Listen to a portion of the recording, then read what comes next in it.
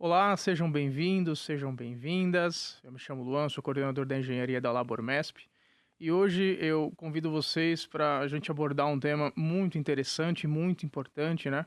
É um requisito legal, que é sobre a análise ergonômica e sobre o laudo ergonômico. E para falar sobre esse assunto, nada melhor do que um especialista. Hoje eu estou recebendo aqui o Ivair, ergonomista, técnico de segurança do trabalho. O homem é uma série de coisas. Conta um pouco da tua experiência aí, velho. Seja bem-vindo, tá? Obrigado, Luan. Meu nome é Ivair Martins, além de ergonomista, eu também sou técnico de segurança no trabalho e gestor ambiental, né? Estou na área de ergonomia desde 2017 e como técnico de segurança estou há algum tempo já, né? A mais, desde 2000 na área, né? E estamos aí, trabalhando bastante, graças a Deus tem bastante trabalho na área, né? Agora com o advento da NR17, que sofreu algumas alterações a partir desse ano, a gente está tendo bastante trabalho. Que bom, Ivair, que maravilha. A gente está muito feliz em receber você aqui para a gente falar desse tema tão importante, né? Primeira coisa que eu queria te perguntar é o seguinte: acho que é a dúvida aí da maioria dos profissionais de RH, até dos profissionais do SESMIT mesmo, porque muitas vezes eu recebo solicitações. Ah, eu preciso de um laudo ergonômico. Aí outra, eu preciso de uma análise ergonômica. Existe diferença entre um e outro? Sim, a diferença entre o laudo ergonômico e uma análise ergonômica do trabalho, o laudo ele é um documento que pode ser solicitado via judicial. Então, quando o juiz ele quer saber lá uma situação específica ou pontual no ambiente de trabalho, então, em vez dele pedir a análise ergonômica do trabalho, ele pede um laudo, porque o laudo é um documento, né? Enquanto a análise ergonômica é um procedimento legal que precisa ser feito, mas ela aborda várias atividades dentro daquele ambiente. E às vezes o juiz, né, ou quem quer saber mais aprofundadamente sobre aquela questão ergonômica especificamente, é feito um laudo. Tá, entendi. Então esse laudo somente é solicitação judicial, né? O Geralmente sim, carro-chefe é a análise ergonômica mesmo, sim. né? A empresa fazendo uma análise ergonômica do trabalho, ela já está dando cumprimento à NR17, tá certo? Agora, se ela quiser analisar uma situação mais específica, né? Por exemplo, um funcionário que está abrindo lá um processo porque está com problema de lordose. Então, o juiz geralmente ele pede um laudo ergonômico, porque você foca somente naquela atividade. Tá, entendi. Então o carro-chefe mesmo seria a análise Sim. ergonômica, né? Você falou dessas modificações aí recentes da NR17, né? Uhum. Do que se alimenta, assim, qual foram as principais, assim, atualizações em relação à NR17, né? Então, a NR17 eu vejo como principal mudança a implementação da análise ergonômica preliminar, não é? Porque na versão anterior da NR17 falava-se de análise ergonômica do trabalho. E agora existe a análise ergonômica preliminar. Então, qual que é a diferença, né? Uma análise ergonômica do trabalho, ela é um documento mais aprofundado. Enquanto uma análise ergonômica preliminar, o nome já diz, você faz uma análise preliminar. Você não precisa se aprofundar tanto naquela questão da ergonomia ali em si, né? E dentro da análise ergonômica preliminar, quando você faz ela de uma maneira bem feita, você acaba descobrindo situações que você precisa, aí sim, fazer uma análise ergonômica do trabalho. Então eu vejo como principal mudança aí na NR17, né? Essa questão da implementação da análise ergonômica preliminar. Entendi. Só voltando um pouquinho do assunto do laudo, tecnicamente seriam as mesmas informações da análise ergonômica? Então, por exemplo, você tem lá uma decisão judicial onde se pede, solicita-se esse laudo ergonômico. Do que se alimenta? Você pode ter como base a sua análise ergonômica? A NR17, ela diz que não é obrigatório você aplicar ferramentas ergonômicas para você fazer uma análise ergonômica do trabalho. Não é obrigatório. Isso depende do ergonomista, do profissional que está fazendo aquele documento. Em determinadas situações você precisa aplicar algumas ferramentas. Enquanto no laudo ergonômico, é quase que obrigatória a aplicação de uma ferramenta ou várias ferramentas ergonômicas, né? Porque porque essas ferramentas elas são certificadas. Então, dentro de um laudo ergonômico, você consegue, com essas ferramentas, levantar melhor aquela situação que você está avaliando ali, Entendi. tá certo? Qual tipo de ferramenta, assim? Só um exemplo. Então, a gente pode citar o Rula, né, que é uma ferramenta que ele analisa os segmentos corporais, né, os posicionamento. Você pode ter uma outra aí também como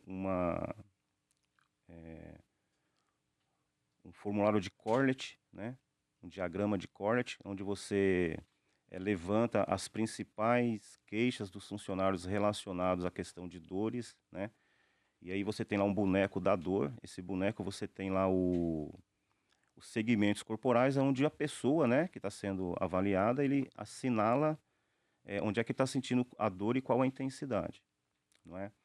Você tem também a escala de Borg, que é uma escala para você avaliar a questão do esforço, né, da pessoa, entre outras ferramentas que Uhum. você pode aplicar ali. E aí Não, depende de cada atividade que você está avaliando, né, o ergonomista, o profissional que está fazendo aquele documento, ele tem que analisar qual que é a melhor ferramenta ou a ferramenta mais efetiva para você avaliar aquela atividade, vamos dizer assim. por mais que não seja obrigatório na análise ergonômica aplicar essas ferramentas, você enxerga com bons olhos essa aplicação durante a análise ergonômica? Sim. A ferramenta ela te ajuda a você ter um diagnóstico mais assertivo, né, do que você está avaliando. Então, assim, eu por prática, eu sim, algumas ferramentas eu gosto de aplicar, né, eu procuro aplicar justamente para ter essa, essa assertividade na minha análise. Então, sim, eu particularmente, eu costumo sim aplicar algumas ferramentas na minha análise ergonômica do trabalho. Legal, muito bom. Agora para os nossos telespectadores, né, para as pessoas que estão nos assistindo, é, outra pergunta que é uma confusão só, né? A gente sempre bate na tecla de que sim, é obrigatório, mas a elaboração da análise ergonômica em si, né, para atendimento da NR17, ela é obrigatória para todas as empresas? Sim. A análise ergonômica do trabalho é obrigatória. A própria NR17 está lá no seu texto, né, que todas as empresas que têm funcionários, ela precisa realizar a análise ergonômica do trabalho, sim. Legal. Quais os ganhos de se ter uma boa análise ergonômica do trabalho? Como que funciona? Então você tem lá o levantamento dos riscos, né, de uma forma um pouco mais técnica. Como que seria o desenvolvimento desse trabalho, assim? Desenvolvimento de uma análise ergonômica? Isso. Os passo a Tá, passo, né? O isso. caminho para se ter uma análise ergonômica. Então, toda análise ergonômica do trabalho, ela parte de uma demanda, né? A gente precisa ter uma demanda. A empresa é que passa essa demanda para o ergonomista. Então, por exemplo, você tem lá em determinadas áreas pessoas que estão se afastando muito por problema nas costas, por exemplo, né? Ou por tendinite, assim por diante. A partir daquele momento, aquela demanda é que você vai focar, né? E aí você começa a analisar a sua demanda e em cima da demanda você vai aplicar as ferramentas, né? Por isso a importância da ferramenta, novamente, a gente citando aqui. E aí, a partir da demanda, você tem lá o teu roteiro de trabalho, né? Analisar a organização do trabalho, posturas forçadas, a questão do relacionamento entre as pessoas, que também faz parte, né, do adoecimento. Um ambiente que não é saudável, ele é fonte de adoecimento, né? Então, quando você faz uma análise ergonômica do trabalho, esses fatores também têm que estar inclusos dentro do teu documento, Uhum. obrigatoriamente. Entendi. E quais são os riscos ergonômicos que se tem essa análise, essa avaliação? Você tem os riscos posturais, principalmente, né? Você tem a questão dos relacionamentos interpessoais. Você tem a questão da monotonia, né? Um trabalho monótono, ele é prejudicial. Então, imagina uma pessoa que está ali dentro de uma sala de monitoramento, né? Qual que é aquela pessoa que ele trabalha é extremamente monótono, né? Então, a gente analisa bastante a monotonia.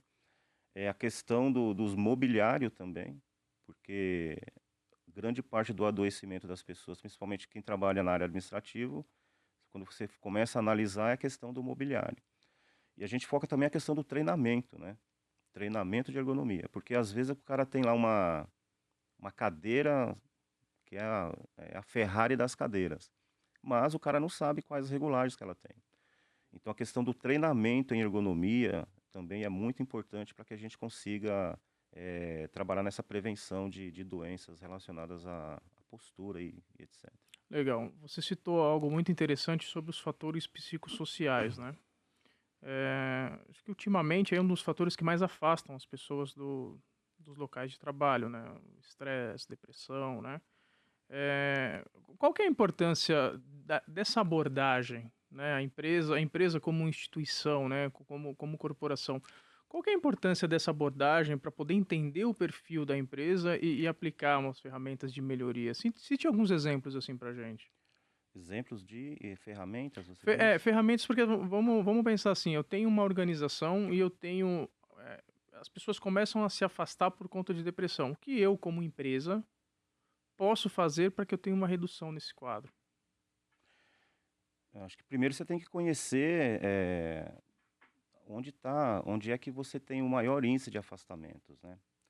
Eu vou te dar um exemplo que aconteceu comigo numa empresa. Eu trabalhei numa empresa multinacional e era uma empresa de vendas, né? Vendas, enfim, vendas por telefone, vendas, enfim, uma empresa de vendas.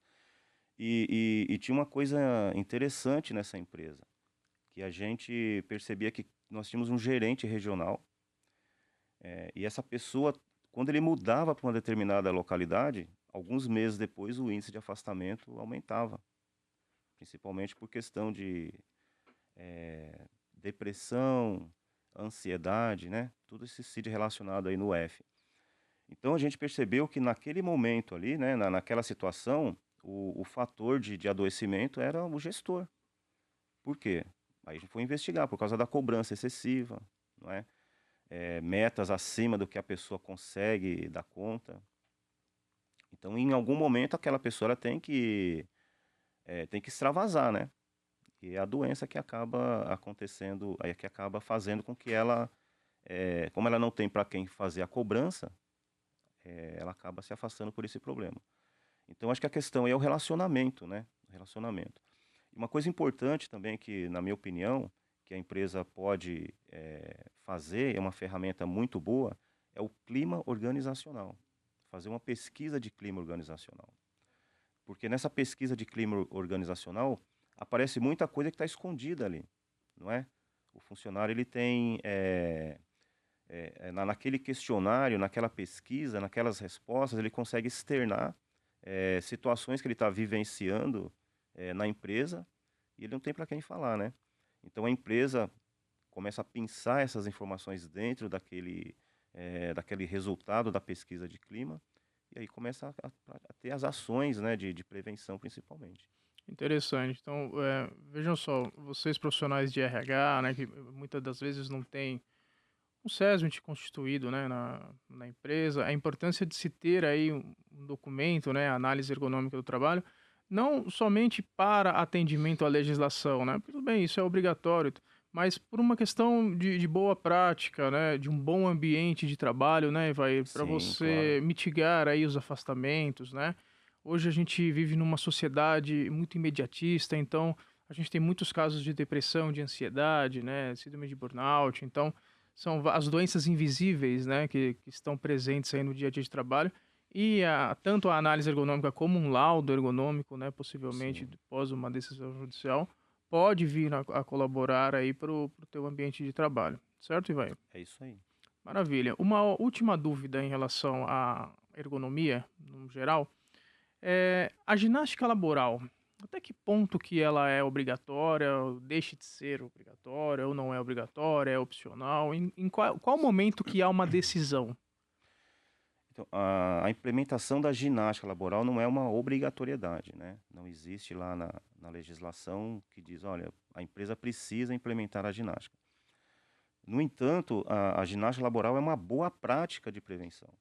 A gente percebe que quando você tem a implementação da ginástica laboral numa empresa, aquela curva de produtividade, inclusive, ela é ascendente, porque imagina que uma pessoa ele chega, né, o funcionário numa fábrica, por exemplo, Ele chega para trabalhar ali e ele não tem um aquecimento, não tem um alongamento, e a pessoa já vai direto fazendo aquelas atividades, pegar um peso, uma caixa, assim por diante.